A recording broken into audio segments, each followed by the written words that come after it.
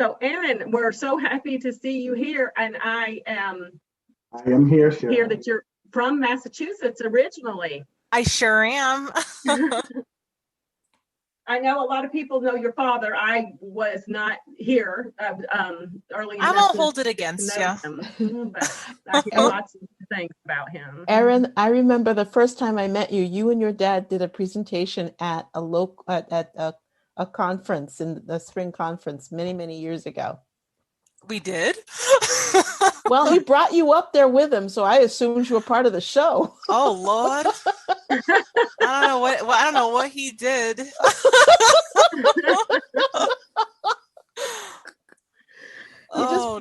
He just brought you up there and said, "Yep, this is my daughter."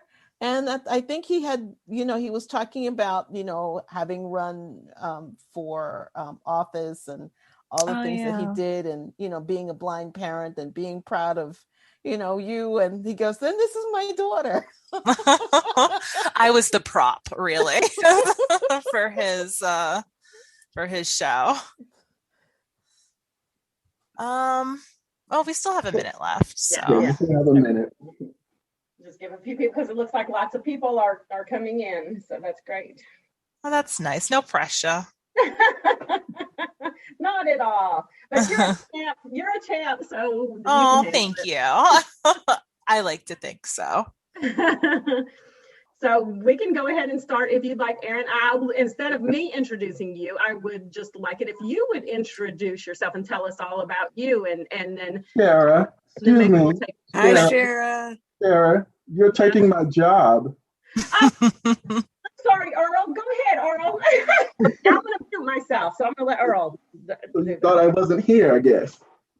Well, welcome to Making Real and Lasting Wellness Changes. And as you guys just heard, Erin Daly is going to be our talker today. She's a life coach. And as you guys mentioned, that her father was Jim Daly. So he was a member of NFB. So welcome, Erin, to our group. Thank you. And I do just want to say, Maureen Needfeld, who is, president of she's with the sports and recreation, both nationally and in Colorado. I believe she is on here as well. So she will be able to answer any questions, but I will be, giving the presentation, and a lot of the information that I have on here, she did provide as a health coach. So you are getting sound medical advice. It's just not me talking. And I also am going to apologize if you hear a cat meow, because we are in COVID times and she will not leave me alone. So just to introduce myself, my name is Erin Daly. I usually tell people that I'm from the Boston area, but in this group, you'll know exactly where I'm from. I grew up in Brockton with my father, James Daly. He was a blind single parent. He raised me himself. He has been involved with the NFB, or was before his passing, and attended many meetings. So I have been a part of the NFB since I was about 6. I currently live in the Denver metro area, and I've been here since I came to Colorado in 2009 when I attended the Colorado Center for the Blind. So that's just a little bit background on me, and I'm going to go into a little bit of my story, and then into some information about goals, mindfulness, stress eating, lifestyle versus diet, hopefully a whole bunch of good stuff. So first off, I have been obese and overweight my entire life. Not nearly my entire life, my entire life. About everyone in my family is overweight. My father was over 400 pounds. I grew up on Hamburger Helper, Rice-A-Roni, Klondike bars, everything a grown person needs. I thought of myself as an active person, since with my dad being blind, we walked everywhere or used public transportation. So it'd be 2 miles to the grocery store, walk into the bank, and most of our errands. There was no Uber back then, which would have been awesome. But all of this to say, even with all of my father's wisdom and humor, he was not the best teacher of healthy habits. So when I started college, I was obese and had been all throughout high school. But my friends that I made were all athletes and health conscious. So I would follow them to the gym and hop on the elliptical like I knew what I was doing. I did lose some weight, but I ate my weight in snacks, so that really didn't help. Over the years, I have slim fasted, grapefruit dieted, hopped on and off Weight Watchers more time than I care to publicly admit. My employers have recommended me for programs such as Simply Thin and Livongo that they've paid for. But there were only two things that ended up working for me: my stubbornness and my friends. In 2012, a few friends, including Maureen Neatfelt, we all decided to join a gym and take aqua aerobics. We thought it was the coolest thing. We could exercise and swim.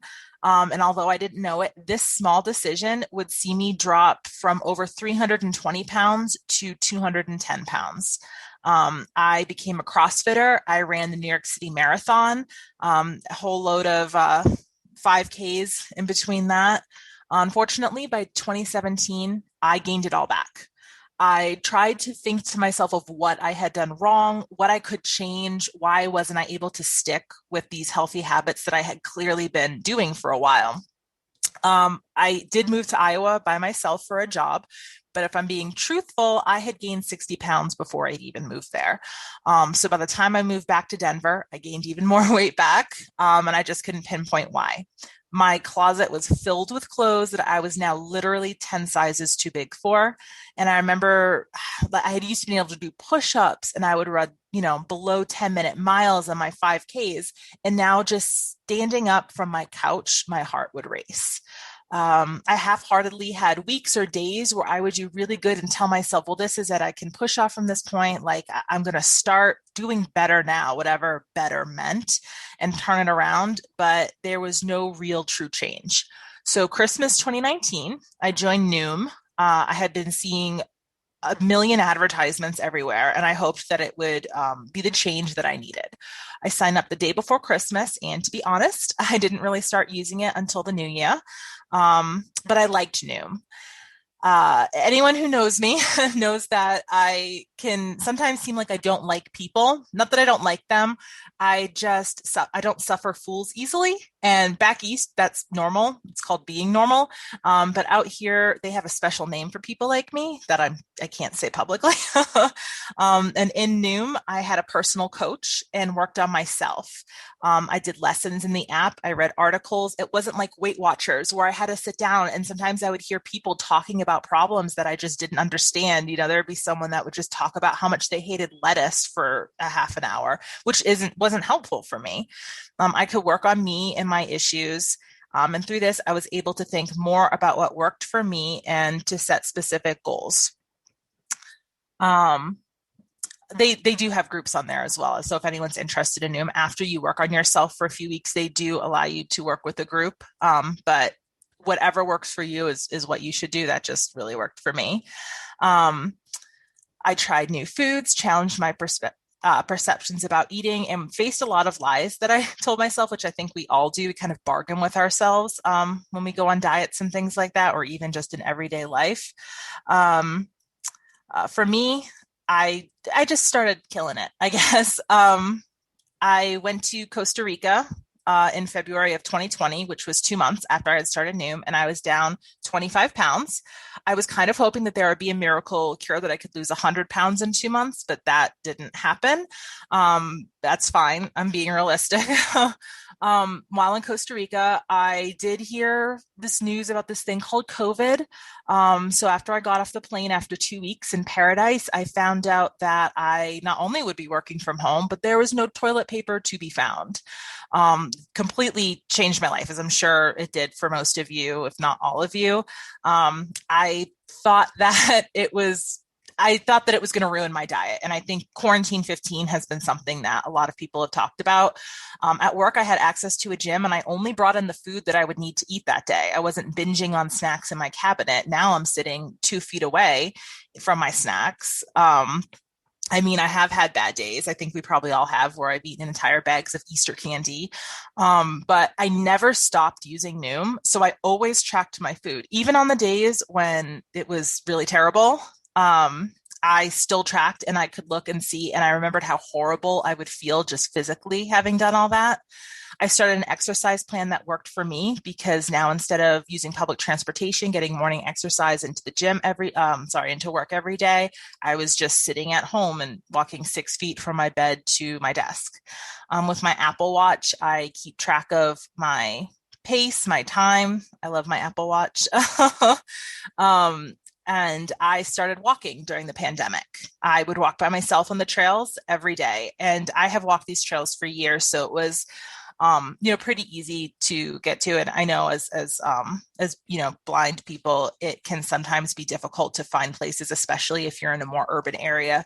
But I definitely, if you have a track around you, a park, it's absolutely great. And I remember one day, I felt like I was going to jump out of my skin. It had been almost 6 years since I felt like that. And I ran for the first time.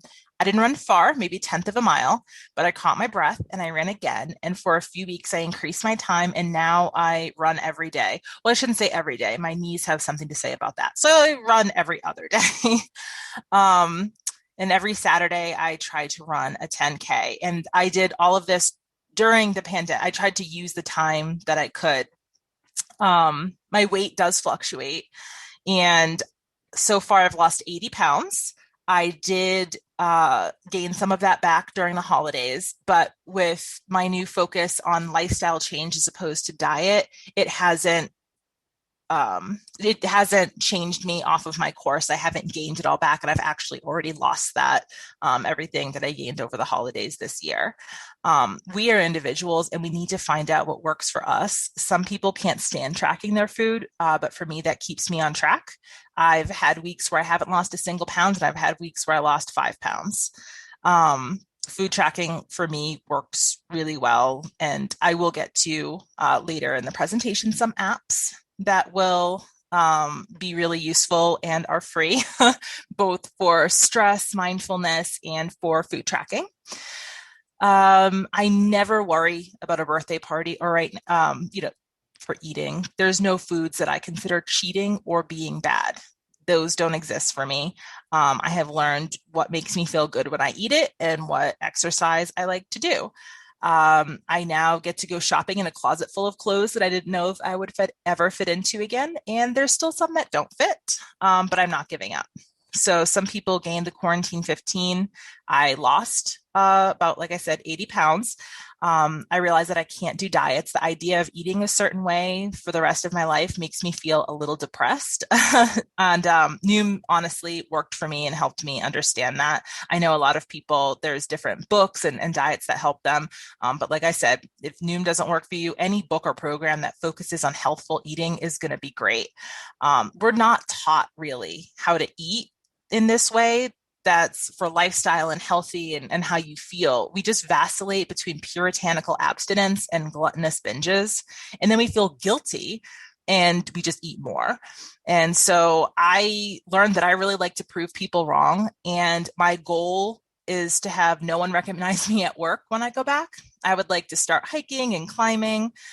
There's no such thing as one size fits all. And just because something worked for someone you know or someone that you see on TV, it might not work for you.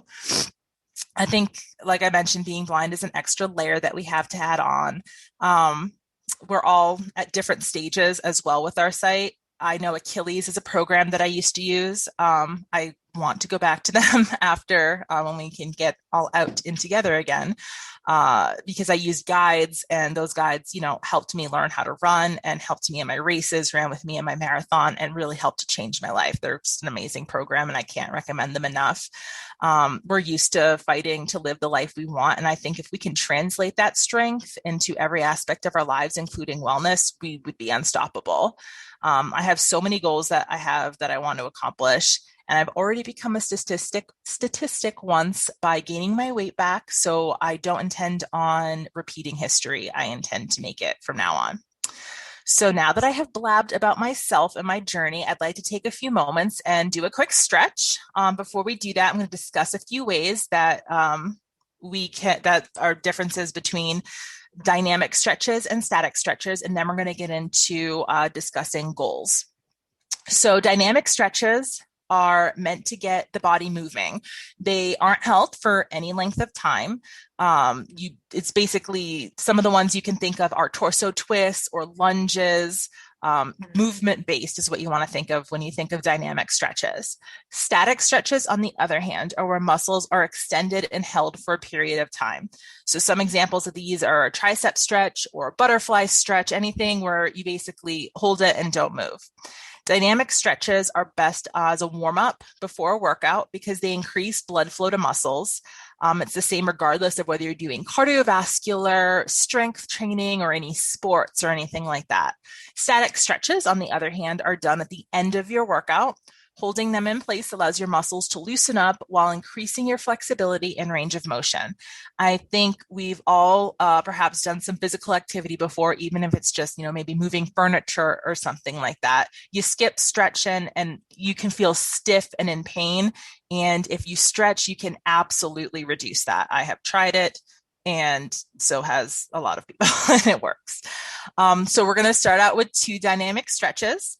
The first is going to be arm circles. So these are pretty basic. You want to stand upright, and I hope that you all do this. We've probably been sitting around all day on these meetings. So this is definitely a great chance for us to get the blood flowing.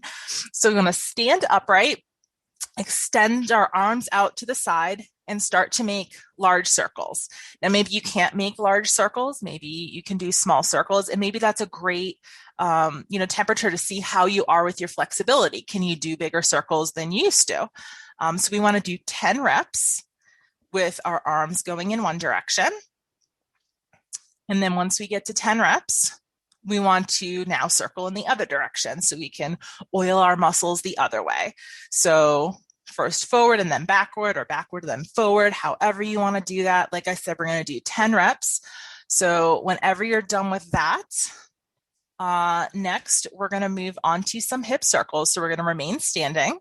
We're going to go to the lower part of our body now, and we're going to need to stand on one leg. So if you have a little bit of problems with balance, it's not a problem. I always hold on to something usually because I will tip over.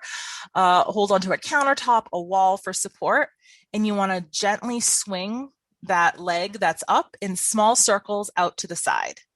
So we want to do 20 of these, and they can be small, like I said, and this is the same thing with your arm circles. Maybe you can only do really small ones right now. You're really tight. You can, maybe if it hurts, don't do it, or do smaller circles. We're not looking to do giant hula hoop ones if you can't right now. And when we reach 20, we're going to switch legs and we're going to go to the other side. And as you become more flexible, it's another marker of your flexibility is, how big can you go? And some people, want to start out really big, and maybe you can't, it's absolutely fine. I can't touch my toes, or I couldn't touch my toes for a while. And we all work up to what we can do. All right. We have 20 circles on each leg. We're going to move on to 2 static stretches. So these are the ones where we're not going to move when we do that. The first is going to be the overhead tricep stretch, and that targets your triceps and muscles in your shoulder. So we can stand up. You can also do this one sitting down, but we've probably been sitting for a while, so standing is good. And so you want to stand with your feet hip width apart, and you want to stretch one arm up to the ceiling. So right now I have my right arm up to the ceiling. Bend your elbow to bring your arm behind your back with your palm right in the center of your back. And your opposite arm, so my left arm, is going to grab my elbow and kind of push that arm down. And we're just going to leave it here for about 30 seconds. And you can kind of feel what's good for you. Maybe pressing down with your opposite hand on your elbow doesn't really feel too comfy. Maybe don't press down as hard, or maybe you don't really feel anything. So you really can push down a lot, or try to reach those fingers, the palms on the back of your hand down your back. So once we hold this, we're going to go ahead and we're going to switch to the other side. So we're going to do the same exact thing. Left arm up in the air. Bring your arm palm down the center of your back. and your opposite hand is going to grab that elbow and kind of push it down a little bit. So this, like I said, it's the tricep and the shoulder muscles. So you should be feeling this right down the back of your arm, kind of where our bat wings are, which I have really big ones right now, but that's fine. We all have our own things. Everybody's beautiful. And push that down. So there we go. So we have one more stretch, like with the dynamic stretches. We work the top of the body. So let's work the bottom. So our hamstring is one area where I think it can get really tight, especially when you're sitting all day. Your legs are kind of in that right angle and they don't really get to stretch out that much. So this will be really good for that. So you want to stand up and have one leg. So for instance, let's do the right leg first. You want to have it just one step in front of your left leg. Sorry, your right leg. I'm going to get my left and right confused. So the foot that's in front, you want the heel on the ground with your toes pointed toward the sky. So bend the opposite knee just a little bit, like you're sitting down, and you want to move your hips forward. So kind of push your butt out and put your weight kind of into that bent leg. And so the leg that's out in front with the toes pointed to the sky, you'll feel a stretch along the back of that leg. And that's exactly where you want to feel it. So you kind of look a little funny, but hopefully you're not in public right now. So you have that leg out in front, toes pointed toward the sky, butt out, kind of just feeling that stretch. So we're going to hold this for about 30 seconds before we go ahead and repeat that with the other leg. And this is one where I think every person who does it, it's going to feel tight. It might even feel uncomfortable. But like I said, when we spend so much time sitting with our legs in right angles all day, it can definitely feel that way, just really uncomfortable. And the more you do it, the more it'll feel awesome. So let's go to the other side. So that leg that's forward with the toes pointed up, we'll bring that back and bend that one. So we put our weight in that leg. The opposite leg where we were just holding our weight, put that heel on the ground, toes toward the sky, and let's hold that a little bit longer. So hopefully everyone's feeling a little bit blood moving right now. Before we get into the next section, and there will definitely be time for questions at the end. So if you do have questions, I hope that you're noting them or writing them down, because absolutely want to have a discussion, not just me blabbing at everybody. All right, so we can sit down if we want to, or maybe we're walking in place, whatever we want to do. So the next section we're going to talk about is the goal setting. A lot of people don't understand how important goals are.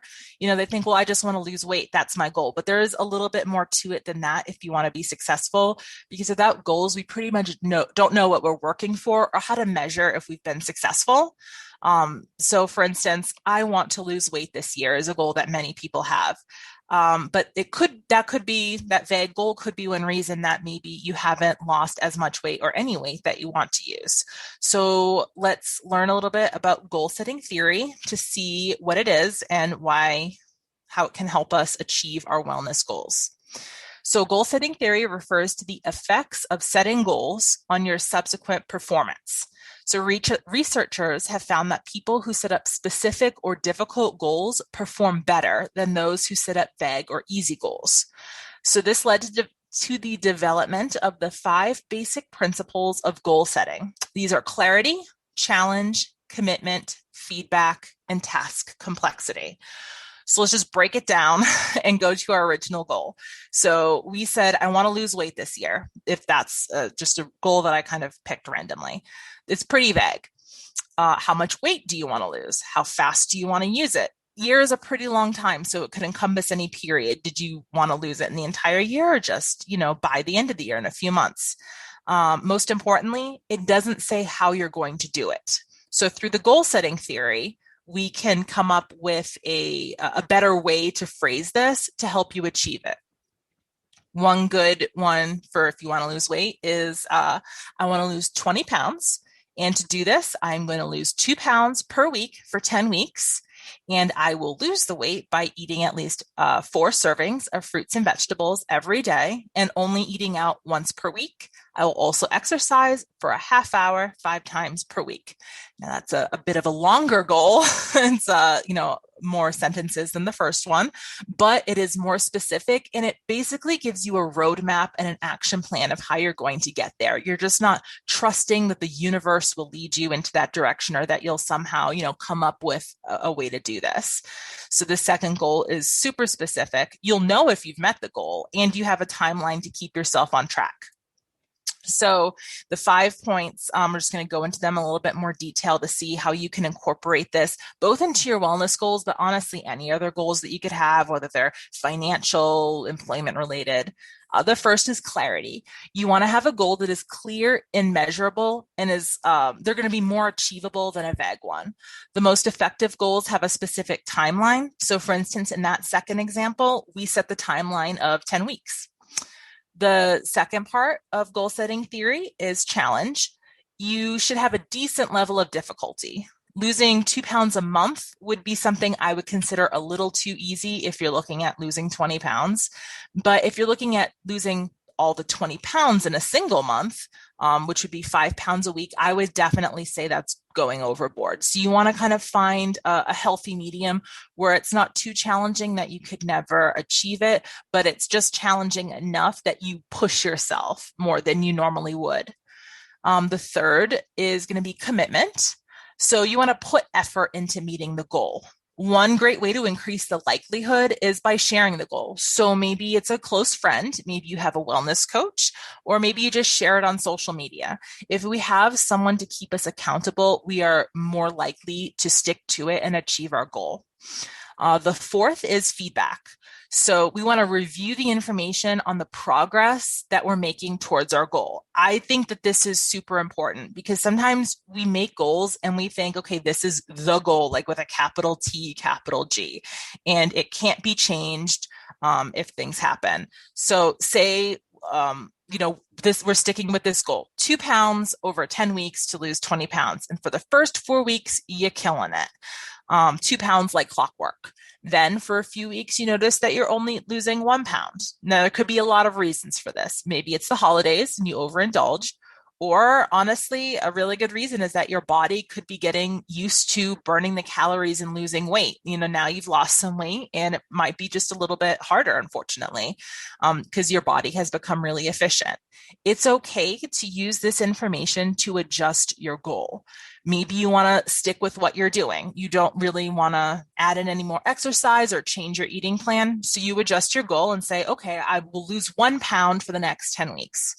Or maybe you want to push yourself and you say, no, I want to stick with this 2 pounds a week. So I will eliminate drinking soda to 1 day a week, maybe. I won't have, my soda with every dinner. Or maybe you add 15 minutes onto your daily exercise. Whatever this is, you work on it, you try it. This is for you. It's not set in stone. And also your life circumstances may change, The last of this goal setting theory, number 5, would be task complexity. And basically the premise of this is the tougher the goal, the more time you need to give yourself. If you've never run before in your life, you wouldn't set a goal today to run a marathon by Halloween. It's just not practical. It's not going to happen. And not only is it impractical, you're setting yourself up for failure, and that emotionally is going to hurt. We all inherently know that there's no magic pill. We want to believe there is. But if that were true, there would be one program out there that works instead of 150 of them all having Facebook ads and TV ads promising us immediate results. We need to be kind and recognize that true change is going to take time. It took us a long time to get where we are, and it's going to take some time to get to where we want to go. So I know I just introduced a lot and it may seem like a lot, but really you might not need to incorporate all of these into a single goal, but I would definitely incorporate at least a few of them because like I said, if you have a specific measurable goal, it's going to be so much easier to see if you've accomplished it, to measure your success, to see if you need to change it. If we don't challenge ourselves, we really have no enticement to move forward. And like I said, previously. These goals can work toward any area of your life that you're working on, not just wellness. If you're trying to pay down debt, get your degree, you can utilize these to have time-based specific goals. Like I said, basic principles. I still use these goals with my physical fitness. Actually, I just added in Pilates because I looked and I pretty much do cardio every day for my exercise. And that's, not really kind of hit a plateau. So I'm using this, these principles, and I have my goal and my time that I'm going to do this to track it and see if I have some success. There's one thing that I did want to add to this that's not necessarily a part of goal setting theory, but I definitely think is really important, and that's rewards. So I think that writing down ideas for rewards for different achievements or even random days are absolutely critical. I sat down, I know in the middle of my journey, and I wrote down some ideas for some rewards that weren't food related, because I found that every time I was like, oh, I lost 10 pounds. I would immediately reach for the pint of chocolate raspberry Magnum ice cream. And that, maybe wasn't necessarily even what I wanted, but I was like, oh, I can have this. It's a reward. I did really good. But it's nice, but it's not only not healthy, but like I said, there's other things in my life. So when I lost 20 pounds, actually, I am really into makeup. I decided that I could have lipstick. I didn't buy any lipstick until I had lost 20 pounds. And not only was that a really good motivation because there were some really cute lipsticks that I wanted, it was really satisfying when I got it. When I reached my halfway point for my goal, I bought a stand mixer. I had wanted one for years, and it honestly had never crossed my mind that that would be a really great reward. So I saved up for it. And, obviously that's a really big one. But like I said, there's other little ones along the way. And I think that having a reward with your goal just makes it that much sweeter. So it could be buying a new book or an album that you've wanted. Maybe you give yourself permission to stay in for the weekend and binge a TV show. Or like I said, I did mine with makeup. But whatever it is, I suggest, my suggestion personally would be to write it down beforehand, or like notes on your phone or something like that. Because when you're in the moment and you realize that you deserve a reward, food is usually the first thing that comes to mind. It's just we've been conditioned that food is a reward in our society for all celebrations. So just having that list sometimes will remind you that there are other important things in your life too that you can reward yourself on. So now that we've discussed goals, let's go in and discuss the difference between diet and lifestyle changes. So what is eating for lifestyle and what is a diet? Following a diet generally assumes that it's for a short period of time and designed to lose weight. Often this is unhealthy and unsustainable. I think the worst culprits here are, I think of Slim Fast, or the ones where you have to buy and eat only their food. You lose weight because they control what you eat, but then when you lose the weight, you go right back to eating what you already were. It's not sustainable. You're not going to drink Slim Fast every day for the rest of your life. That sounds horrible. So eating for lifestyle implies adding in fruits and vegetables, limiting your processed foods, making changes that are long-lasting and designed to become your lifestyle. Lifestyle eating aims to improve health, sustain a healthy weight, and avoid fad diets that often lead to gaining weight back. As we discussed with setting goals, a key here is time. You don't set up habits in a day. You need to add them gradually. If you add them all at once, that can be super difficult. It'd be a huge undertaking if on the same day you cut out sugar, you only eat salads, if you run for 45 minutes, that's a lot. So maybe for 1 month, you decide to incorporate fruits and veggies into every meal. Don't start with eating salads every day. That's going to be a little too much, and that's more like a fad diet. You want to build in what is natural for you. After a month of maybe adding a fruit or vegetable into every meal, maybe you make another change, like only eating dessert once a day. You maybe only have it for dinner or just for lunch. So we add these on, and at some point they become habit. We do it without even thinking about it. We're not eliminating everything at once and then binging once we get off it. So the key there is moderation. You need to make sure to get enough fruits and vegetables, super important for every day. How much you should get depends on your sex, age, and amount of activity. All fruits and vegetables can be eaten fresh, frozen, canned, sliced, mashed, dried. Fruit intake is 1 to 2 cups a day, and vegetables is 1 to 3 cups a day. And I just have a little story. I hate cucumbers and I hate celery. But for some reason, when I lost all my weight the first time, I ate cucumbers and celery every single morning for breakfast with cashew butter. I don't know why I did that. Someone told me, that cucumbers and celery are healthy. Someone told me that I needed to increase my vegetables. And so I thought that it would be a great idea. That's not sustainable. I shouldn't have done that. There are plenty of fruits and vegetables out there that I enjoy. I love peas and carrots and broccoli. I could have made, some sort of bean and veggie burrito. But I didn't. I decided that I was going to be healthy, and I thought that I knew what the definition of healthy was. So there are vegetables out there that you will like. Maybe you haven't tried them, or maybe, there's a different way of cooking them that you'll enjoy. For instance, I like kale when I saute it. I don't like it raw. So that's how, I have my kale. I can kind of incorporate it into other dishes. So there are healthy things that taste good. Don't eat something that you hate just because you should. That's not sustainable, and that's not going to lead to, a lifestyle change. That's more like a fad diet. The amount of protein that you need is about 0.36 grams per pound. That is, obviously a little bit hard to work out as we're talking here, but definitely if you talk with a dietitian or a health coach, they can help you work up what that should look like for you and your body. Carbohydrates should make up about 45 to 65% of your diet, meaning that if you eat what we call the standard 2,000 calorie a day, 900 to 1,300 calories should be from carbohydrates, which translates into 225 to 325 grams. Now, people who are fans of keto and low carb can yell at me later. These are just general guidelines.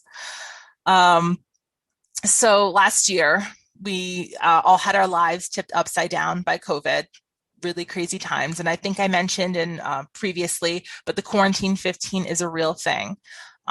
Most of our lives and routines have been upended. And as we previously discussed with goals and with changes for lifestyle eating, being stuck inside is probably not healthy. We probably stocked up on some food in case the world ended.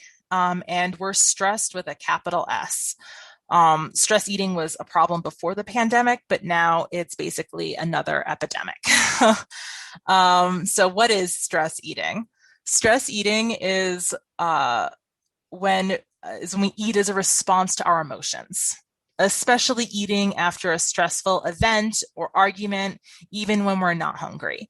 Boredom is another reason.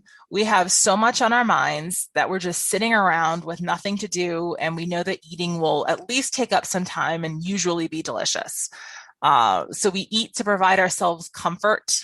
Oftentimes, food is very comforting, and unfortunately, the unhealthiest foods tend to feel the most comforting. Signs that you are stress eating include if you're eating without realizing it, if you're eating in odd places out of sight from others. I've absolutely been guilty of, hiding in a room and trying to dispose of a wrapper without anyone seeing that I ate it. You eat after a stressful event. You have specific food cravings when you're upset. You find yourself eating simply because it's something to do. Another reason we find ourselves eating under stress is due to the release of cortisol. This is a hormone in our body that is released when we are under stress. Cortisol is a hormone that actually increases appetite and stimulates feelings of hunger. So there could be emotional reasons, but there's also hormonal reasons as well that lead you to this. And don't worry, there are some tips to avoid eating out of stress and boredom. The first is to look for snacks that are high in protein that will keep you fuller longer. These include nuts, seeds, dehydrated kale chips, maybe. When in doubt, you can look at the nutrition label. Does it even have any protein? You can look at the grams of protein, or is there very little protein, but you see that there's, 30 grams of sugar. That's a ton of sugar. So sometimes just having a basic knowledge of the nutritional label can help you with that. Another one is using what you have at home before shopping. So you check your fridge and freezer and see if you can create meals from that. I know there are some great websites. I haven't used any of them, but I've come across them where you can put in what you have in the fridge and it can give you a recipe or ideas of what you can make, which I think is absolutely fabulous. So if by using what you have, maybe you're missing an ingredient or two, you can just shop for the things that you need to complete the meals. You don't have to add on any of these extras. I mean, that's good from a financial point of view as well. So you need to be the gatekeeper for what comes into your house. Remember, if it's in your house, it's in your mouth. I cannot tell you how many bright ideas I've had for snacks with, I'm going to buy this family-sized bag of M&Ms and only eat 17 M&Ms, which is the serving size every day. And then for some reason, that has never worked in the 33 years that I've been alive, but I swear I'm probably going to be doing it at some point next week if I can't get a hold of myself.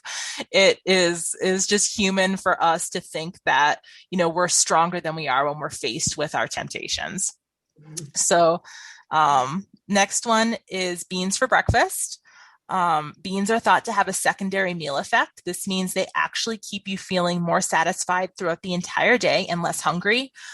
For me, I have prepped bean burritos for breakfast on Sundays. So I'll just make a bunch of them, wrap them up in some foil, toss them in the freezer.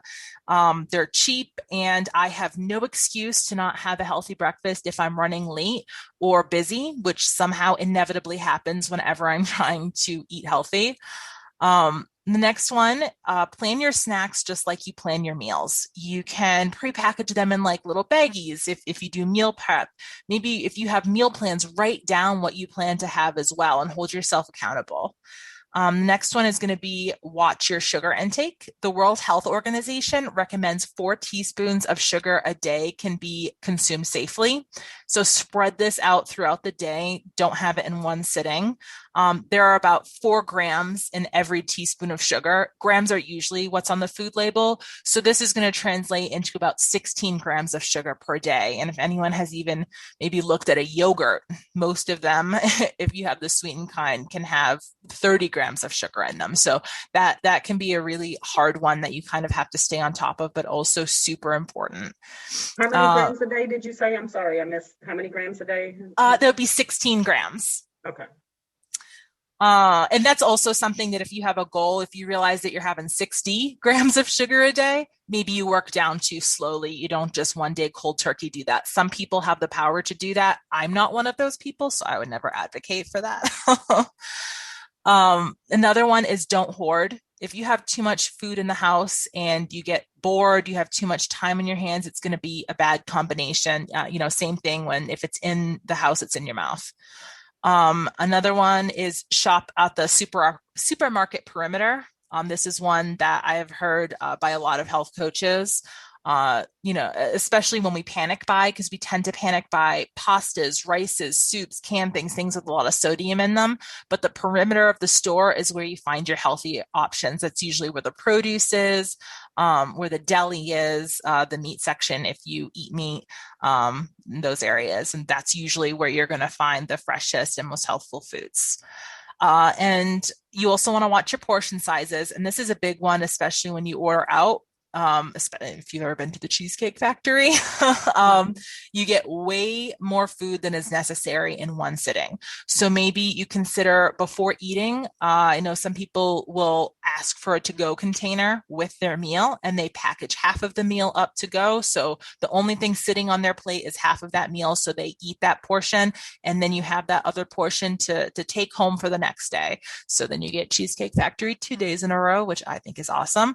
But you also work on your calories. And the last tip that I have is reach out and get help. Help is not a dirty 4-letter word. We all need it sometimes, even those of us who, like me, profess to dislike people. It can be a friend, a group, maybe a church or spiritual person, if you're so inclined, whatever religion. Asking for help, in my opinion, it makes you stronger, because if you don't, then you're just allowing yourself to fail because you can't. And we all need help at some point. So I know that we have gone on a little bit here, so I'm going to kind of move into the last portion before questions, and that is going to be on mindfulness. So there are many benefits to mindfulness. One of them is wellness. Helps to maintain a positive attitude, to savor the present moment, to increase joy. I know there's definitely been some moments that I want to end quickly, but others that I just wish it could last for an eternity. And by focusing on mindfulness, it can help with that. Allows you to be fully engaged in activities, and even the ability to deal with adverse events to help support you through that. Physically, it can help to relieve stress. Helps to treat heart disease, lower blood pressure, reduce chronic pain. It can help with insomnia, or even help to relieve gastrointestinal problems. It can also improve mental health by helping with anxiety and depression. If you have, an eating disorder, it could help with that, substance abuse, and even obsessive compulsion disorders. So mindfulness, experts have found that mindfulness works by allowing people to accept their experiences, even the painful ones, by being mindful, allowing yourself to experience them without avoiding or through aversion. And you don't have to become a monk to be mindful. A lot of us, including me at the beginning, I thought of meditation and mindfulness as like a lack of thought. I had to push every thought from my mind. But that's impossible. We're human. If we stop thinking, we'd be dead. Or a politician, I guess. But mindfulness is acknowledging that the thoughts are there and we just don't judge them. We let them pass through. I know when I first started trying to be mindfulness and practicing meditation for a little bit, I would sit there and I would just say, oh, I'm having a thought. Oh God, why am I having a thought? Oh no, now I'm thinking about the thoughts that I'm having that I shouldn't be having. And really it's just about thinking, okay, I have a thought. What is that thought? And just letting it pass by. There are a lot of free and pay apps that we can use for these. And I do have a few that I noted and can recommend. I mean, based on, how much money you want to commit to that or anything. Like I said, a lot of these can be free. I think we've all heard of Headspace and Calm. Those have been two ones that are arguably the most popular, and I see ads for them all the time. They both offer mindfulness training with classes on meditation and positivity and productivity. Calm also has a unique feature that has celebrity narrators that do sleep stories. I know Matthew McConaughey was on there for a little while. He could still be on there. He has a great voice. There are a few basic classes and meditations that are provided for free, but in order to have access to most of their offerings, you do have to purchase for subscriptions that might not be the best. There's one called UCA Mindful, and this app offers completely free meditations for wellness, spiritual development, and like I said, completely free. They actually even have a podcast where they record live meditation sessions weekly. And again, that's UCLA Mindful. There's one called Insight Timer. That's a fantastic app offering over 40,000 free meditations.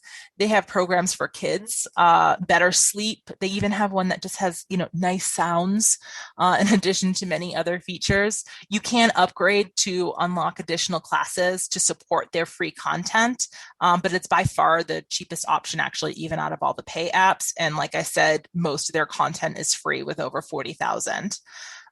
There's another one, and that one's called Insight Timer. There's another one, Relax Meditations. It's a great app for beginners. So it has meditations, various sounds that you can layer to create your own personal calming sound, as well as alarms and timers. This one also does have a pay feature, but I think everything does at this point. There's Nature Melody, which is a very simple app that just plays nature and soothing sounds. And I like it because you can set up alarms and timers so you can have it, shut off maybe after a half an hour. Excuse me, Erin. Yep.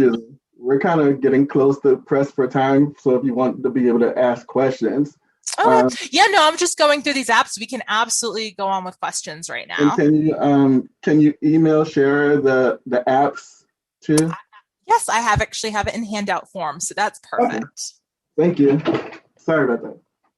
No, if anyone has questions, definitely feel free to unmute yourself, ask questions.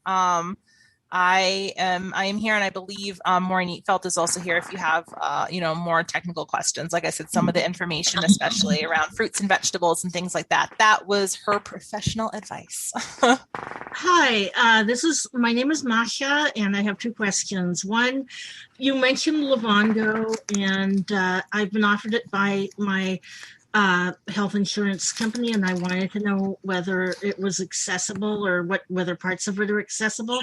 And the other thing is, as a blind person, how did you learn to hike trails and know your way around? Sure. Well, and first with Livongo, I found that parts of it are accessible.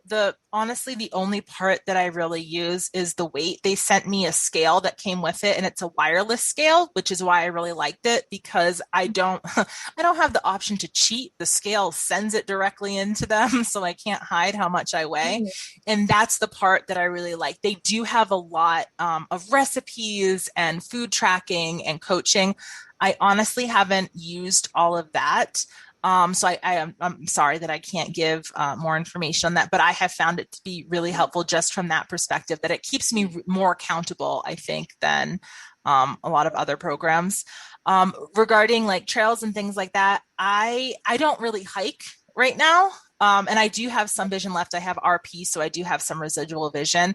But I mostly run on kind of like the flat trails that are paved around a river that are close to me. But I learned through Achilles.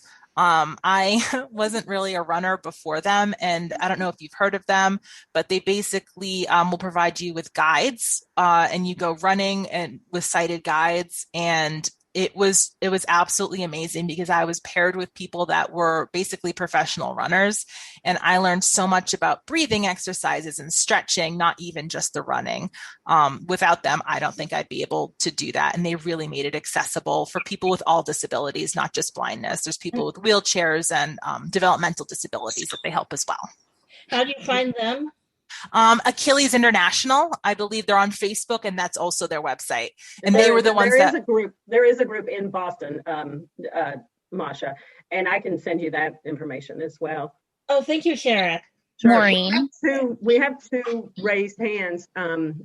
Maureen, go ahead, and then we I just wanted to speak to her question that United in Stride is another program that Chaz Davis, who is actually in Massachusetts, works closely with, and they pair people up in anything that you want to do. So not just running, walking, any type of activity. So if you want to just take leisurely strolls, not on a trail, but or learn, they pair people up with guides. And so I can ask Chaz, Shara, to send that information to you where you can, people can sign up with United in Stride. Great. That would be great. Yeah. Thank you. Leslie? Yes, I have a question regarding scales. My talking scale that I had for years and years just bit the dust, and I don't know how accurate that thing is. When you're going to purchase a new scale, what do you have to look for as far as how accurate it is? I honestly have not had an issue with scales being accurate. This is a little embarrassing. I have 3 scales right now that I use. Because for some reason, I think that if I weigh myself on 3 scales, one of them will be magically better than the rest. And honestly, they're 3 different brands, and they all are within, I'd say, about a half a pound of each other. So one of the most important things that I use is reviews before I buy anything. So that would be something that I would look at reviews for. Honestly, unfortunately, I am not a real expert on different, the companies for that. But I mean, like I said, I have 3 of them, and they're all within a half a pound of each other. So I usually tend to think they're going to be pretty good. Jeanette Kutas? Hi, 2 things.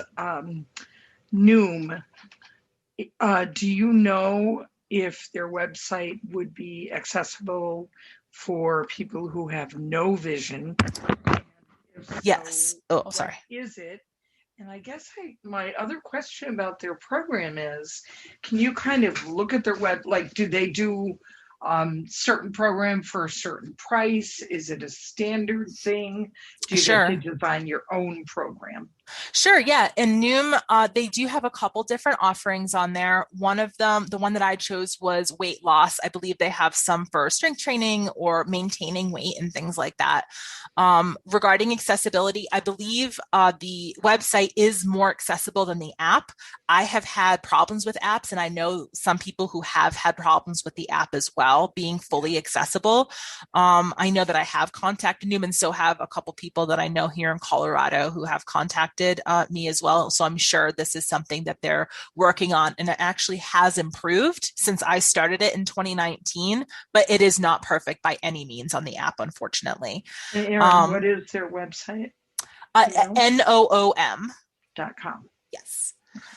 And they do have free features. Some of their free features are food tracking and articles and things like that, but they do charge you for their longer program. My tip that I did on that was they wanted, I think, like $700 or something like that was how much they wanted to charge. And I did the free one until one day I got a good deal. I think it was about $100 for the entire year. And I just decided that I wanted to pay that. And as prices go, excuse me. I think as it's prices, I'm just it might be, sure, I'll check. Noom.org. I'll check. Okay. But thank you for that. As prices for programs go, that's a very good price. Yes. Yeah. Especially for what you get from it. And I honestly do that for a lot of things. I just sign up for free until they give me a deal. I want my freebies. So Absolutely. Jennifer? Yes. Hi. First of all, specific to anybody using Noom or trying to use Noom like Jeanette or interested in Noom, I'm one of the people who has been talking with them and want to get back into working with them on accessibility, so I can keep you posted on that, Jeanette, if you want. The other thing I wondered too is with these resources and the steps to do the goals and all the other things, especially I'm interested in the partnership walking resources like United in Stride. And I wondered if there's a way to get those resources written down, if there's a list of that could be available to us or maybe to people at the convention, if this could all be posted. Yeah, definitely. And I know, Maureen knows of some too. And obviously, I know of Achilles, and I am sending that list of free mindfulness and stress apps. And so I can definitely touch base and see if we can create a list of that as well. Okay. Sherry. Good, thanks.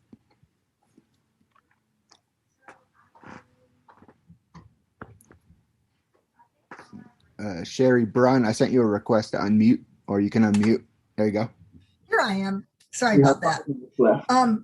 I'm Sherry, and I'm from Florida, and I appreciate this meeting. It was really good. I was in Weight Watchers for about, I don't know, maybe 8 months, and I lost 30 pounds, and now I've gained some of it. Yeah, I've gained some of it back, though. I would say the COVID-15 or so, or maybe 20. But I'm really excited about Noom. You see the ads, but you don't know that much about it. So thank you for telling me, because I was disappointed in Weight Watchers, the reasons you were too. Everybody had these weird problems, and it's like, this is not me. I don't have to deal with this. So, and you said the app is not that accessible, but the website is, right? Yeah, I found the website to be more accessible than the app. The problems that I have with the app, just to be more specific, is that some of the articles weren't accessible, or it would only read like one line at a time in VoiceOver. So and unfortunately the app is where they have like a lot of their features. Like I said, some of that has been improved, and clearly some people on this call, and I know some of us as well, are working on making it more accessible, because I have just found it so fantastic from a psychological perspective to find out. You do use the food tracker on that app? Because I thought every day. The food track. Now, how do they track it? Is it like Weight Watchers assigns points to everything? Nope, it's calories, and what Noom has is I know this is getting into more granular, but no, it's okay. No, they do foods by red, yellow, and green.